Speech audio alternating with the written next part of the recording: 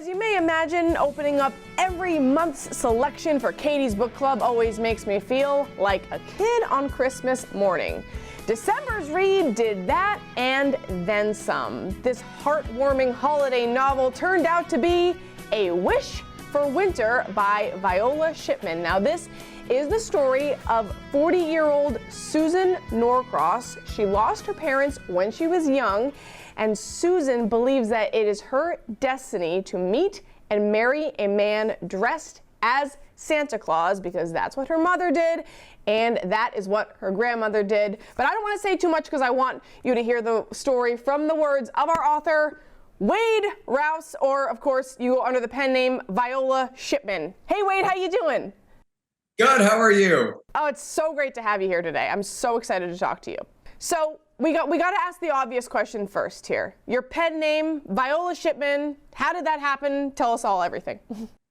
Yeah, I always say when people first hear Viola Shipman and see me, they think I should be showing up in like a wig and a house dress. Right. You know, I grew up in the Missouri Ozarks, and my pen name is a tribute to my grandmother, who was a working poor seamstress who never finished high school, who reminded me and taught me every single day of my life what really mattered most in life, and that's the simplest of things in each other. And that's what I try to bring to every single novel that I write. So the smallest thank you that I can give to her for sacrificing so much for me and my family is to honor her with my pen name. I love that. So this book, let's talk about this book here, A Wish for Winter. So in your words, what is this book about? It's this great romance about a woman that is kind of given up on dating, but her friends and family kind of force her to go back out in the dating world. She goes to a Santa run, and at the beginning of this race, she feels like she meets a guy that she has an instant connection with for the very first time in her life. And before they get each other's names or can see each other's faces, the race starts, and he yells at her to meet her at a local bar, and she shows and he doesn't. And she's like, I'm done. Her friends and family don't give up on that. They start an online dating app called The Single Kringle to find this guy. The book's funny and sweet, but I always say below that is, this is a novel about family, friendship, and forgiveness, and really about unconditional love. You can't really love somebody else until you learn to love yourself. Exactly. Now, in the book, books are, of course, the main theme of the book, one of the main themes of the book. She owns the bookstore. You describe authors as pantsers and plotters, meaning some authors fly by the seat of their pants as they're writing, and others have a plan. They know where they're going. What type of author are you? I am a total pantser. When I have to sit down to write a book, I don't really like to outline and go into that detail. I just really like it to be, and I hate this word, but I like it to be very organic. I write character-driven novels, so I have to have a seminal memory that inspires me deeply. It's usually from family or my grandmother, and then I get a sense of the characters and I kind of just go. Yeah, definitely.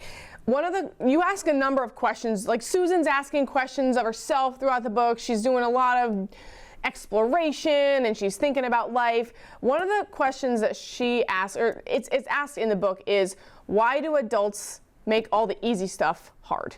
And that was something I read and I was like, we do that. How did that kind of come up? Gosh, I have to say that's one of the best questions I've ever gotten, because that truly is foundationally, I think, the theme of the book.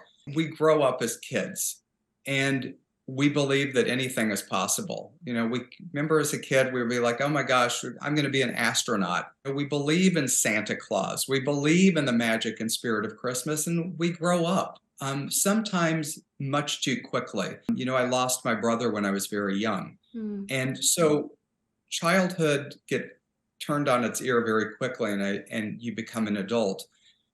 And we lose that magic. And in this novel, Susan is kind of having that tug of war between the beauty of what she had as a kid, believing in everything incredible about the holidays, versus being an adult and the tragedy that she's endured.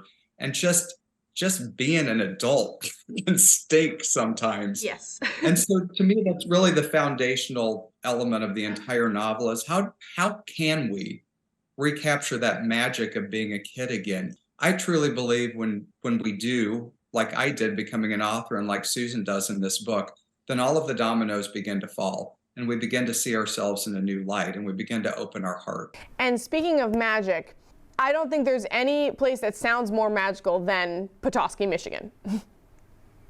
It's a real place. You know, as we were talking, every single novel that I write is set in a real Michigan resort town, and people don't know Michigan. You know, setting is a big a part of my books as the characters are, and I love to see how it shapes them, how it changes them, and how it kind of moves them forward in their life. And Petoskey is charming. It is the perfect, you know, it looks like a miniature San Francisco in like a snow globe. Oh, I love that. I got to go there someday, first of all.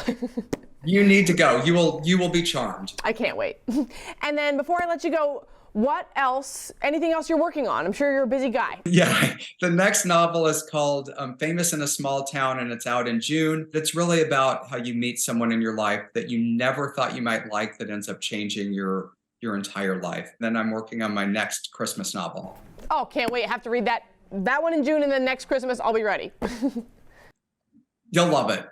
Wade, thank you so much, first of all, for writing this magical book, and thank you for taking the time to talk with me today. This has been amazing. Thank you so much. I appreciate it. Wade Rouse, Viola Shipman, again, A Wish for Winter. Loved it. Read it if you have not. And the good news is our pick for January for Katie's Book Club is in, so either go to BethanyBeachBooks.com or Bethany Beach Books, visit in person and pick that up. Here's our plot. So we have a historical fiction novel on our hands. It is 1938. Lena Papadopoulos is the daughter of an illusionist in a circus act, but she's never found her place there. Being in a wheelchair has her wanting science and medicine over magic. Now the plot takes a twist when she rescues a mysterious orphan who then becomes her father's apprentice.